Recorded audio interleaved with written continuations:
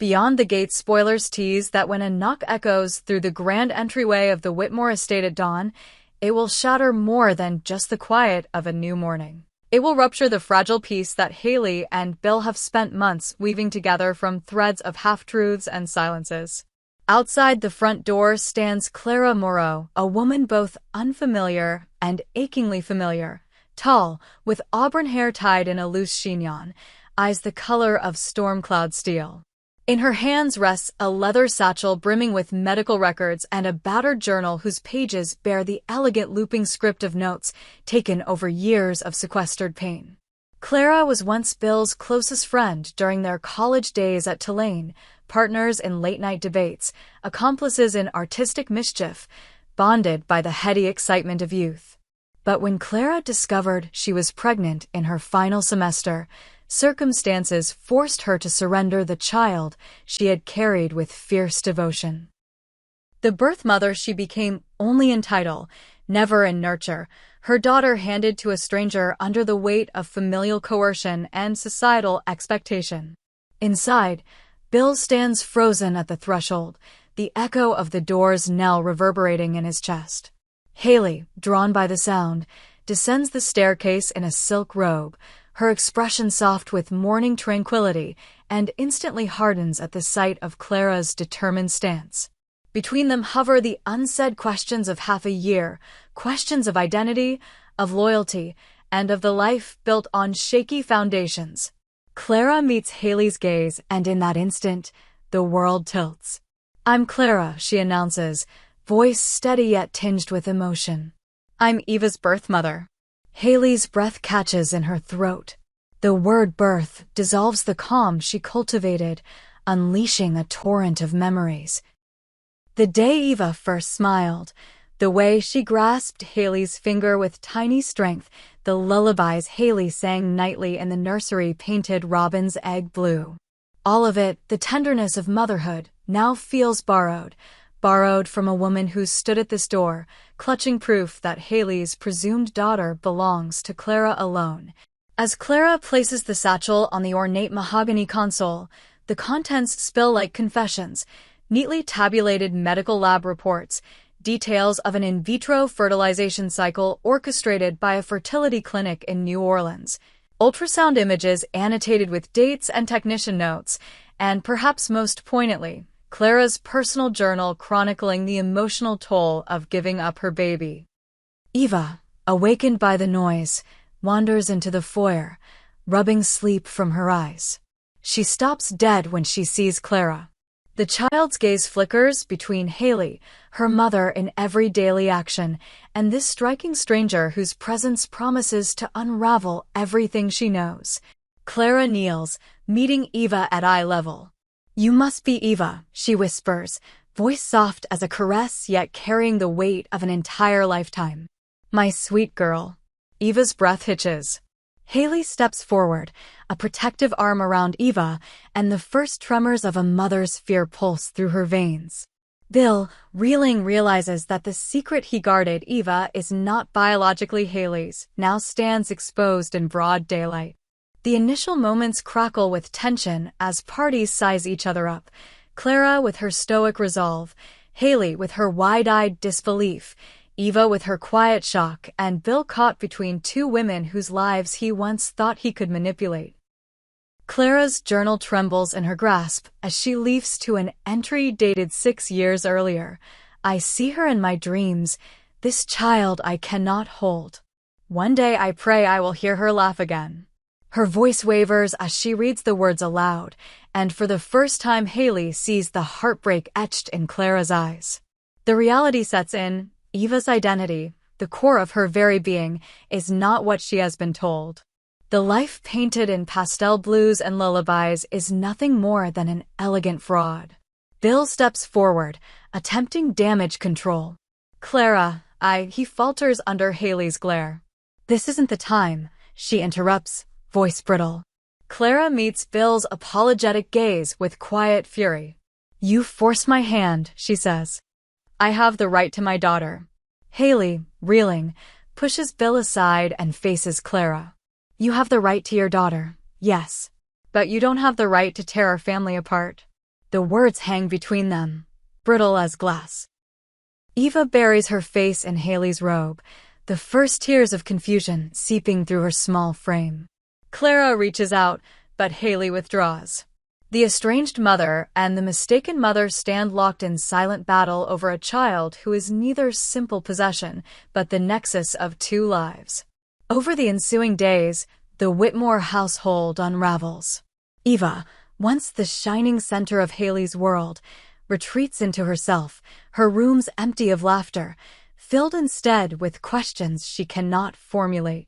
She wanders the halls of the estate like a ghost, haunted by the revelation that the woman who tucked her in at night may have only been a guardian, not a mother. Bill tries to reassure her, his words hollow in the face of such cosmic betrayal, and Haley, plagued by guilt and fury, vacillates between hugging Eva close and lashing out at the man who deceived them both. Meanwhile, Clara refuses to relent. She contacts legal representatives specializing in reproductive rights, presenting IVF contracts and egg retrieval consent forms bearing her signature.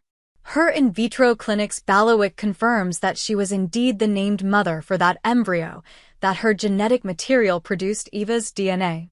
The law places her in a delicate position. Depending on state statutes, she holds claims to parental rights far more substantial than those of a purported adoptive mother. Clara's crusade galvanizes a fierce public debate. Media outlets descend on the Whitmore estate, cameras flashing as reporters crane their necks to capture every interaction.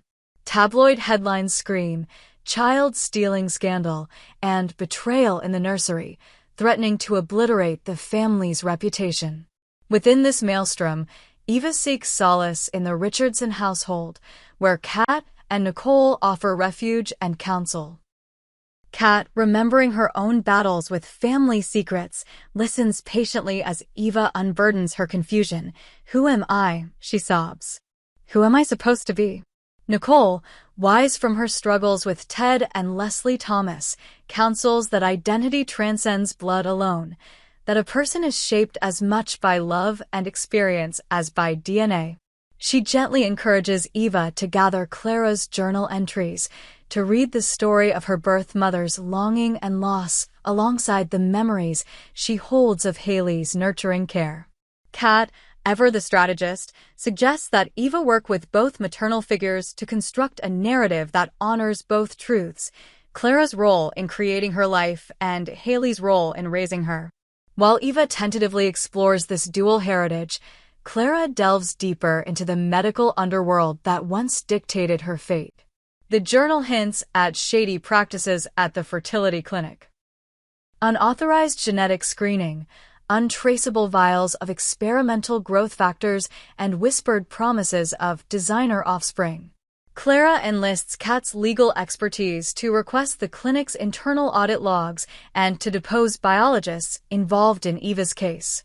As they investigate, they discover startling anomalies. Certain vials of potassium chloride, an innocuous-sounding compound, were administered intravenously to female patients under the guise of nutritional supplementation.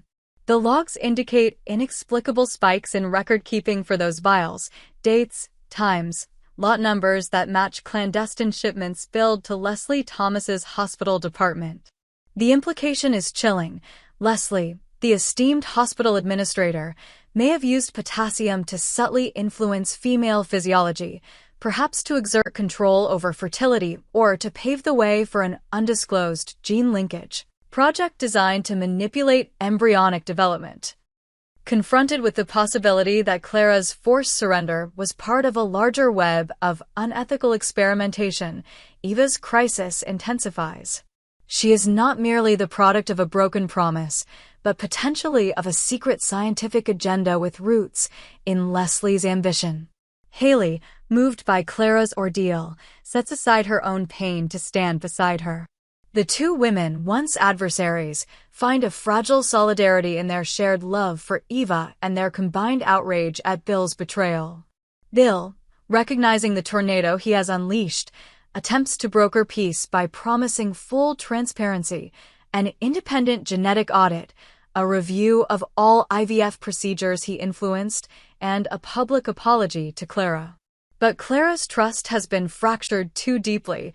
She demands not only restitution, but accountability for the forces that compelled her relinquishment.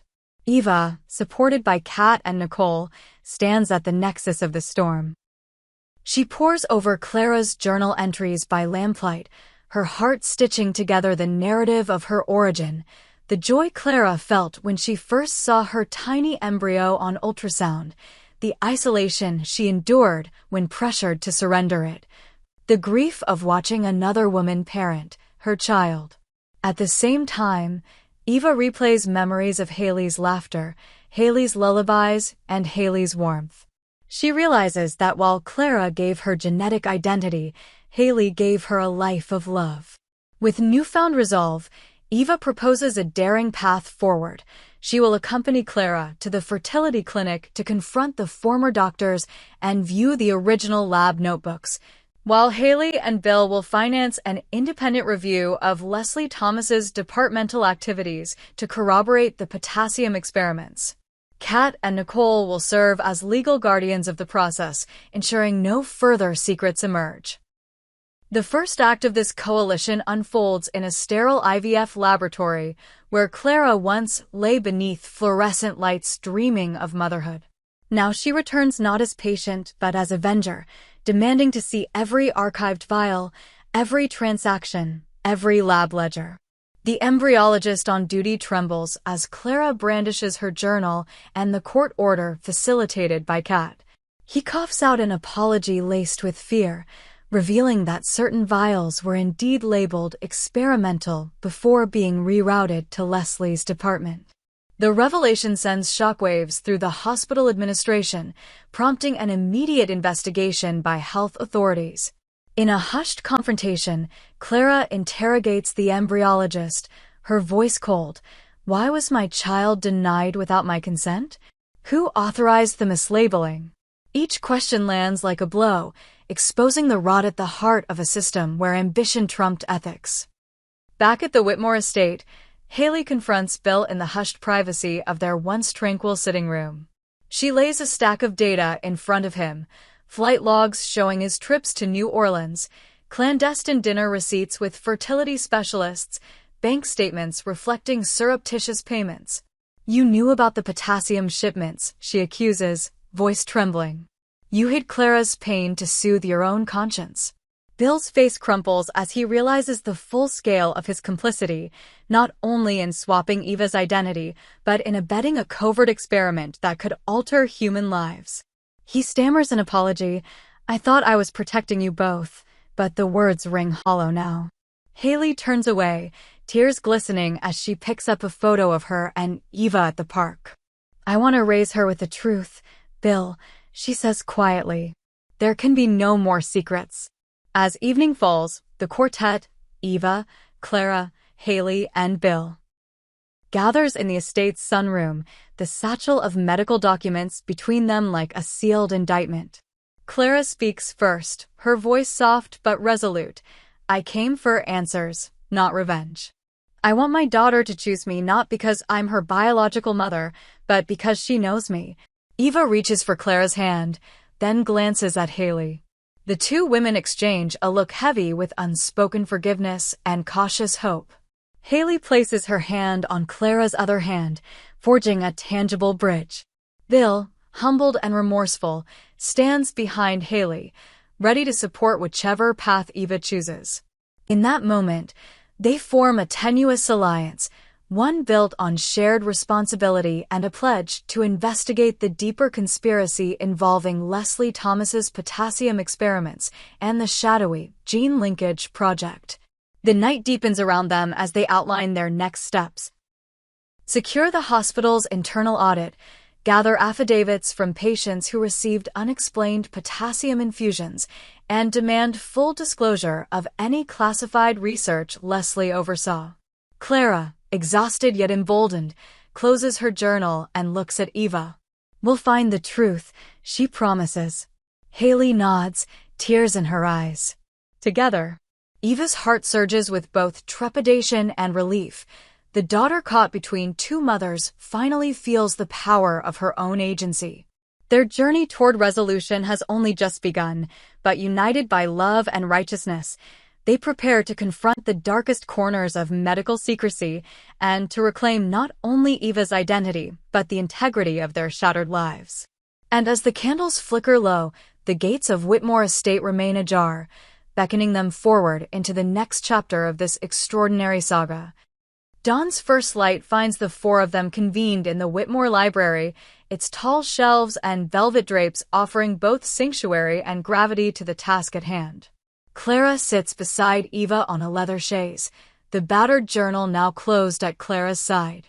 Haley and Bill stand opposite, flanked by Kat and Nicole, whose own alliance, born of shared struggles with secrecy and betrayal, has become the backbone of this fragile coalition. The morning's agenda: to forge a legal and investigative strategy powerful enough to compel Leslie Thomas to answer for her clandestine potassium infusions and the shadowy, gene linkage project whispered about in Clara's clinic records. Kat lays out the framework. First, we must secure an injunction preventing Leslie from destroying or altering any remaining hospital documents. I have the draft ready for filing this afternoon. Beside her, Nicole adds, I'll prepare a press statement reinforcing that our aim is transparency and patient safety, not sensationalism. The medical board needs to see public support for an impartial inquiry. Bill, chastened but determined, nods. I'll authorize full forensic access to my personal communications with the fertility clinic and cover any legal expenses. Haley, her voice steady, addresses Clara and Eva, and we promise you no more secrets. You will be at the center of every decision. Eva, emboldened, straightens. I want to testify, she says. I want them to see me to see what happened. Clara reaches for her hand, eyes bright with pride. With roles assigned, the team disperses to their respective arenas. Kat and Nicole retreat to the Richardson Legal Suite, where Nicole's public relations expert finalizes statements for tomorrow's press conference. Kat, cross-referencing state statutes on medical record retention, discovers a loophole. Leslie's department neglected to register those experimental potassium vials with the state's Pharmaceutical Oversight Board, constituting not only ethical violations but regulatory infractions. She grins with the thrill of the chase. We have them on both fronts. Meanwhile, at the Whitmore Estate sunroom, Haley and Bill confront the emotional fallout. Haley guides Eva through old photo albums, moments of joy now tinged with new context. That was your third birthday. Haley points to a picture of Eva at the park. I'll always treasure that day. Eva's eyes soften as she traces the image. I know you did, she whispers. But I need to forge my own memories, with Clara and with you. Haley nods, tears glistening. Bill stands by the window, gazing at the mist rising over the estate's grounds, silently vowing to atone for the years he stole. Across town, Clara returns to the fertility clinic's abandoned storage wing. Accompanied by Jacob Hawthorne, drafted as a private investigator after Leslie tried to undermine his reputation, Clara opens dusty freezers and vaults, each drawer revealing evidence. Vials labeled Patient A, Patient B, unlocked refills of potassium chloride, and a hidden backup drive containing preliminary research notes. Jacob's flashlight beam catches a notebook labeled Project Helix, page after page detailing plans to insert genetic markers into embryos to track inherited traits, an experiment never cleared by any ethics board. Clara's hand trembles as she photographs each entry. They wanted to weaponize genetics, she murmurs. Jacob's nod is grim. That evening, Kat's motion for an emergency injunction is unsealed in the courthouse, setting off a media storm. Reporters swarm Nicole at the courthouse steps, shouting questions about patient safety and Leslie's motives. Nicole's measured response. This is about protecting every person who trusted our hospitals with their lives, goes viral, rallying public opinion behind their cause. Kat watches the live feed in her office, fists clenched. Every second counts before Leslie's legal team can counter. She instructs her clerk to prepare depositions for hospital staff, prioritizing those who processed the potassium shipments. Back at Whitmore, Clara, Eva, Haley, and Bill gather for dinner, an uneasy attempt at normalcy. Clara shares laughter over Eva's childhood antics. Haley, in turn, recounts Clara's bravery in reclaiming her daughter. Yet beneath the warmth simmers the unresolved tension. When will justice arrive for Clara? When will the truth about the gene linkage conspiracy see daylight? Eva raises her glass of sparkling cider, to family chosen and given. Bill raises his own, voice thick as he adds, and to the truth, however painful. They drink, forging solidarity ahead of the battles yet to come. The next morning brings Leslie Thomas crashing into their lives like a thunderclap. Arriving unannounced at the Whitmore gates, flanked by attorneys, she demands a meeting with Kat and Bill. Inside the drawing room, Leslie's composure is icy perfection. Her eyes glitter like cut diamonds as she spreads glossy photographs of Eva's IVF records, annotated to emphasize every procedural irregularity attributed to Clara's clinic. "This is the real scandal," she hisses. "A rogue doctor plays God with her patient's genetics, while you grandstand on this stage." But Kat and Nicole stand firm, turning Francesca Hall, the hospital's chief ethics officer, as a witness to corroborate Lena's own controlled experiments. Francesca, summoned under court order, confirms that Leslie quietly backed Project Helix with institutional funds, demonstrating clear conflict of interest. The room crackles as Leslie's facade falters. Her legal shield begins to erode under the weight of her own records. Humiliated but unbowed, Leslie storms out, swearing retribution.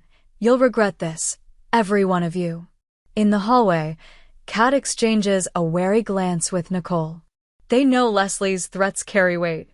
In the days that follow, anonymous letters arrive at Clara's door, threatening, orchestrated to intimidate. Eva's social media is hacked with hateful comments questioning her legitimacy. Yet each attack only hardens their resolve. Clara and Eva attend a support group for women affected by reproductive malpractice, transforming private anguish into public advocacy. Haley and Bill begin funding that group's legal arm, seeking broader reforms. Kat crafts legislative proposals to tighten oversight of fertility labs and to mandate transparency in embryonic research. Nicole organizes a gala fundraising concert, inviting the articulates to perform, their voices now a clarion call for ethical science and maternal rights. As the legal battle intensifies, a surprise ally emerges, Mona Wilson. Haunted by guilt over her earlier betrayal of Kat, Mona confesses that she sold snippets of Leslie's records to tabloids in a desperate bid for recognition.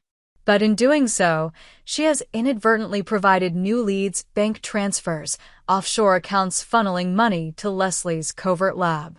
Mona offers to testify, her insider testimony now a key piece in Kat's case. Though wary, Kat accepts, recognizing that every truth uncovered brings them one step closer to full accountability. On the night of the fundraising concert, the grand hall brims with dignitaries, philanthropists, and patients whose lives Leslie's experiments imperiled. The articulates take the stage, their harmonies suffused with purpose. Each lyric speaks of resilience, each chord a testimony to second chances. Eva watches from the front row, seated beside Clara and Haley, tears glimmering as the group's anthem, "Our Voices Rise," fills the space. On stage, Anita pauses mid-verse, glancing at the audience banner reading health, hope, and honesty. She closes her eyes, singing not for applause, but for every woman who lost her agency. The performance crescendos in a standing ovation that drowns out the ghosts of past betrayals and heralds a new dawn. In the courtroom the next morning, Kat presents the mosaic of evidence: Clara's journal and lab records, Francesca's ethics testimony, Mona's insider confessions, and the hospital's own ledgers documenting unauthorized potassium shipments. The judge, moved by the gravity of the revelations and the sincerity of Clara's struggle, grants the injunction and orders a full public hearing. Leslie, cornered, enters a plea of no contest, agreeing to relinquish her medical license and to fund an independent ethics commission. Justice, imperfect but potent, begins to rebalance the scales. Meanwhile, Eva, her identity no longer a battleground but a bridge, decides to split her time evenly between Haley's home and Clara's cottage by the bayou. There, Clara teaches her the rhythms of Cajun fiddle, the lore of the river. Here, Haley guides her through ballroom dances beneath crystal chandeliers. Eva's dual heritage blossoms into a richer self, rooted both in blood and in nurtured love. As summer unfurls its warmth, the Whitmore estate and the Richardson household emerge transformed. Bill and Haley host an annual symposium on ethical reproductive medicine, inviting global experts to learn from Clara's ordeal. Kat and Nicole spearhead legislative reforms, safeguarding future generations. The Articulates, anchored by their renewed sisterhood, dedicate proceeds from their comeback tour to fertility research oversight.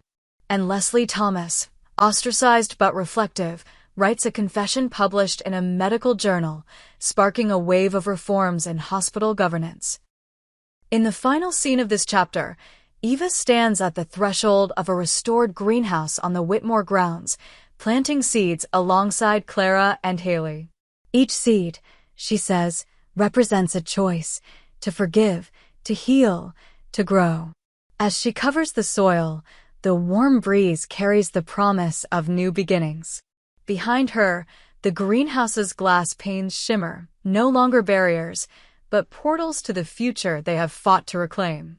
And though shadows of the past linger beyond those gates, the quartet, mothers, daughter, and allies step forward together, ready to write the next chapters in a story of truth, resilience, and love unbound by birth alone.